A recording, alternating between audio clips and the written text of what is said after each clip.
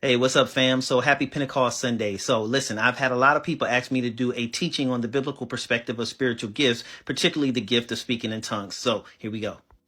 So the day of Pentecost was originally known as the Feast of Weeks and was observed on 6 Sivan. Another name for the Feast of Weeks is Shavuot, which means weeks. Pentecost is the word used in the New Testament, which means 50. So because this holy day took place 50 days after the Passover. So the scriptural background for the Feast of Weeks derives from Leviticus, the 23rd chapter, the 15th through the 22nd verse.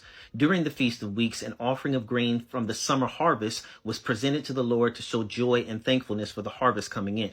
But most importantly, the Feast of Weeks commemorated the giving of the law, specifically the Ten Commandments, and was one of 3 pilgrimage feasts that all Jewish males had to make.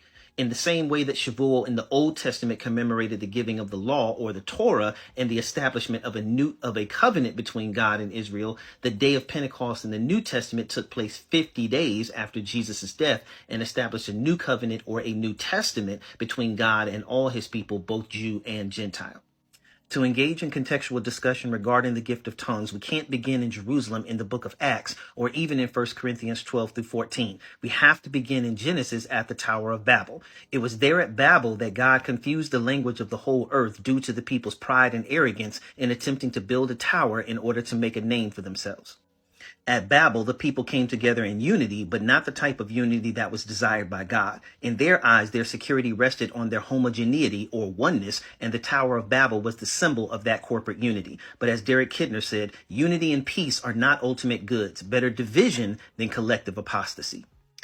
Pentecost was a reversal of what happened at Babel and the fulfillment of Zephaniah 3 and 9, where it was prophesied that God would restore Israel and reverse the judgment that happened at Babel. At Babel, the people tried to come up to God, and God divided them by confusing their tongues or languages. At Pentecost, the Spirit of God came down to the people and united them through a common language. Watch how Luke describes the events at Pentecost and uses the familiar language in his description that he knows will resonate with the original audience.